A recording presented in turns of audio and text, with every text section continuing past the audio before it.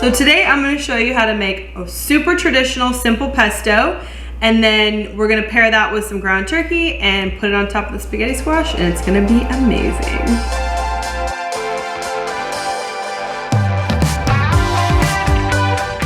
The spaghetti squash. Yeah, it's called spaghetti squash because it's literally like pasta inside.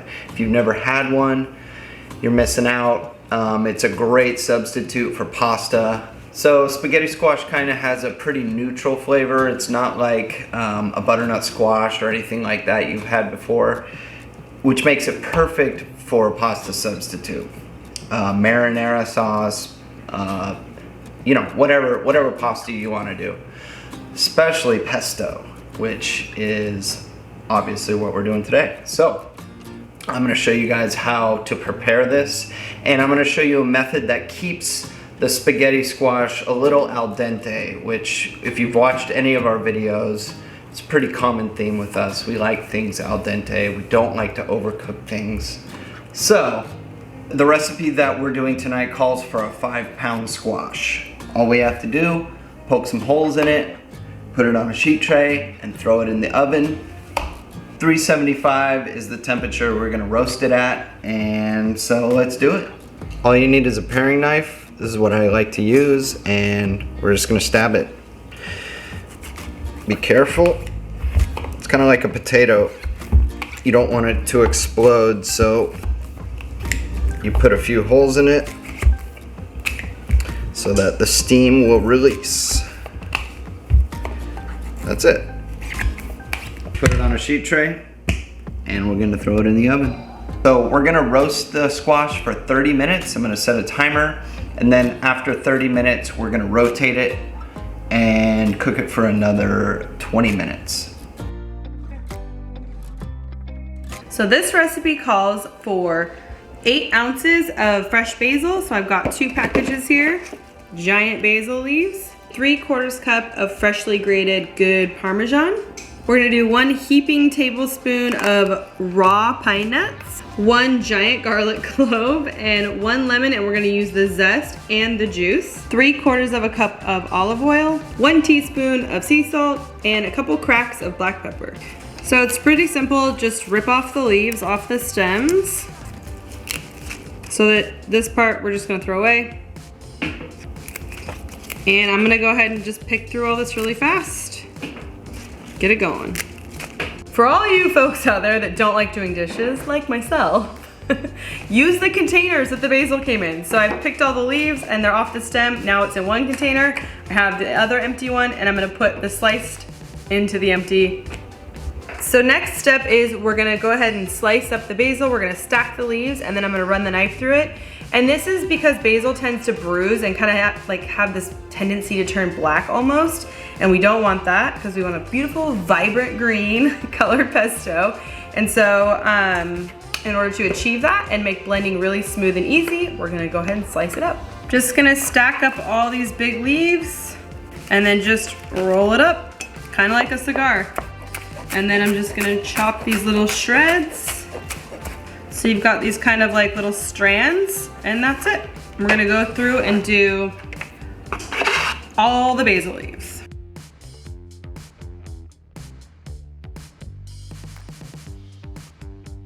All right, this is it. We're all shredded and ready to start blending and adding in all our other ingredients. So because of the size of the blender and how fluffy the basil is, I'm just gonna add like maybe half or a third of the basil first, along with all the other ingredients, and then I'm gonna add the rest of the basil, and we'll blend it in kind of stages, 2 stages. This recipe that we're showing you today calls for 1 heaping tablespoon of raw pine nuts. So it's literally like, if I move it, they're falling off. That's perfect. Now we're gonna zest and juice the entire lemon, and we're gonna just kind of roughly chop up the garlic. Again, the blender's gonna do most of the work, and I'm gonna add that into it, along with the salt, the pepper, and then the cheese. Okay, Parmesan. We've told you guys like a million times, please don't buy pre-grated Parmesan, because it's dry and it doesn't have that much flavor and it's lame. Just get the chunk and grate it yourself. It goes fast, I promise, and the flavor is unparalleled. Listen, you can never have too much grated Parmesan because you can always just put it on top of the pasta. But I'm gonna go ahead and shake all this cheese into the middle because this is why we like to use the parchment. And I'm gonna take my 3/4 cup measuring cup and I'm just gonna scoop all this in here and see where we're at. And I like to kind of gently press down, not like tightly packed brown sugar, but like, you know, like it should be full. This should be full. So we have this extra. I went a little crazy. Woo! It's a lot of cheese. That means it's gonna be good. All right, the last thing we need is the olive oil. So I'm gonna do 3/4 of a cup. I'm just gonna measure it out. All right, now I'm just gonna add the olive oil. I think I'm gonna reserve like just maybe a quarter, yeah, like a 1/4 of a cup. So I used like 2/3 of it. I'm gonna blend this up with the immersion blender and then we're gonna add the remaining basil and the olive oil and then I'm gonna use the stick blender, this immersion blender that we love and are obsessed with. But you could also use a just regular blender or a food processor. This just is less things to clean, which I am a huge fan of. So here we go.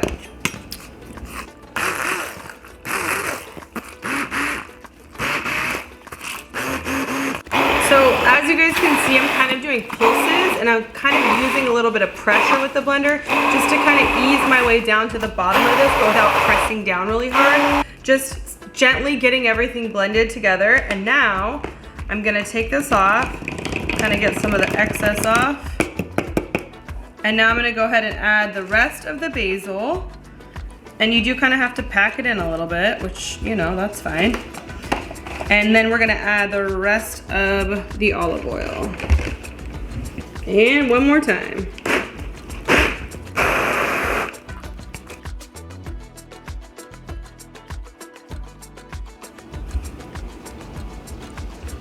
I think that's it. We're good. We have pesto. Okay, so the timer went off, 30 minutes was up. Now I'm gonna basically do like a 180 with the squash. I don't know if you can see it, but that's where it was resting on. I want that facing up and then slide it back in. And we're gonna set a timer for 20 more minutes and that should probably do it. Okay, I have this nice saute pan with raised edges. It's been heating up over medium-high heat. I'm gonna add a good tablespoon, maybe 2, 1.5.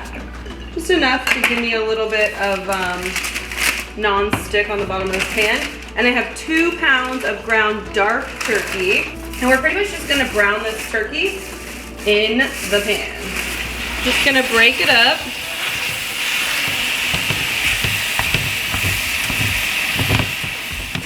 Just spread it out evenly in the pan so you can get as much browning on it as possible.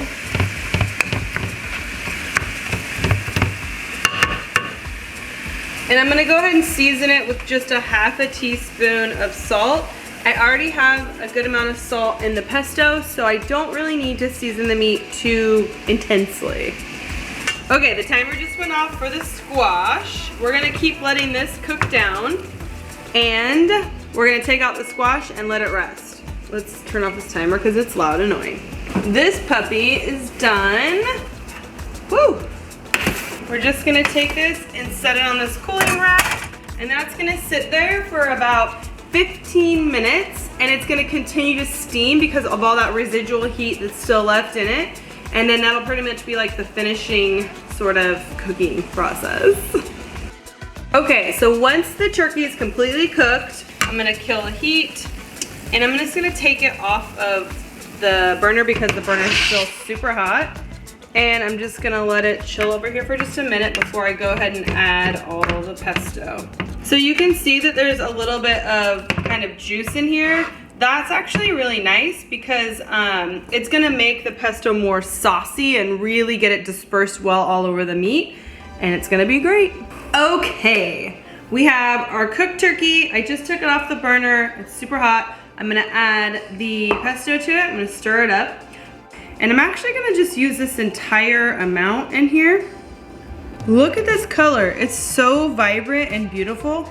Love it. So now I'm just gonna stir it in. Remember we had a little bit of the sort of turkey juice at the bottom. It's gonna help kind of really disperse the sauce. Just keep tossing until everything is beautifully coated. It smells amazing, it looks gorgeous. It's bright green, I love it. Now I'm gonna show you how to break down the spaghetti squash. So I just put a little towel down here because it's really hot, but also I want it to be really stable. You can see the two sides that we cooked it on. So I'm gonna go ahead and cut it lengthwise.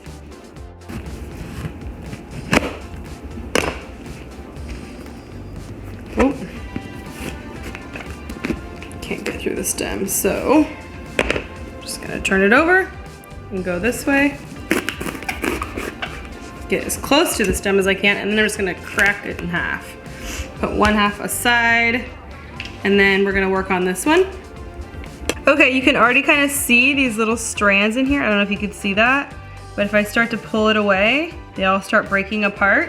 What I don't want is this stuff, this slimy stuff in the middle, and trying to pull it out and grab it out like you would like a pumpkin or something is not gonna work that well.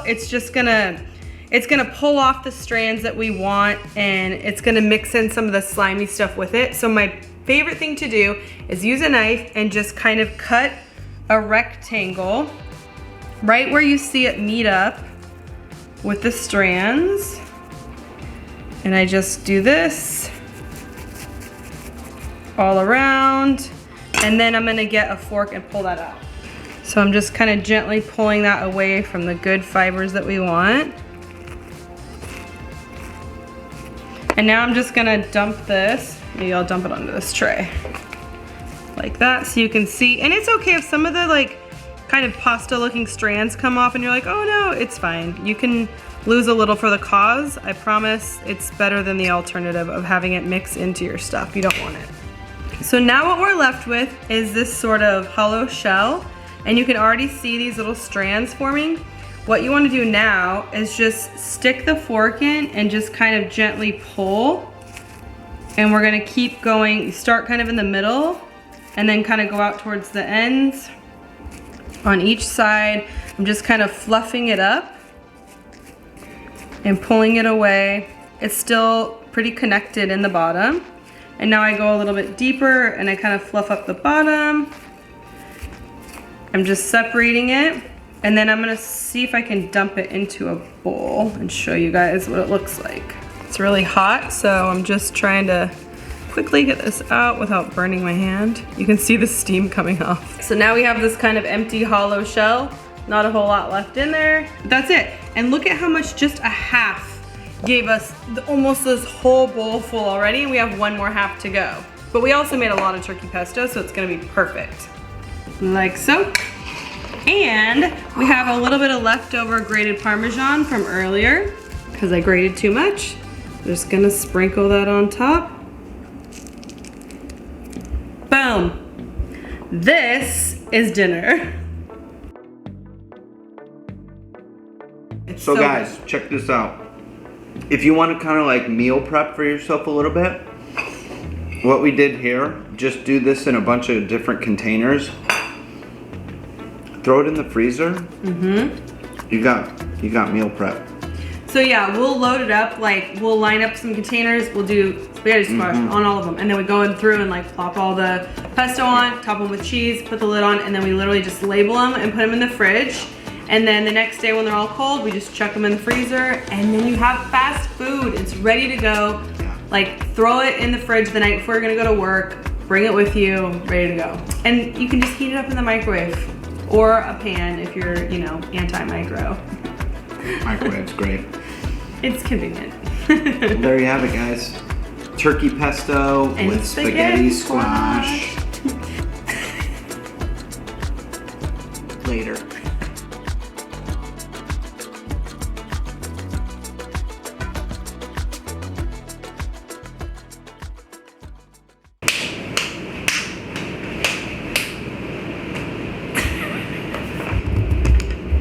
Okay.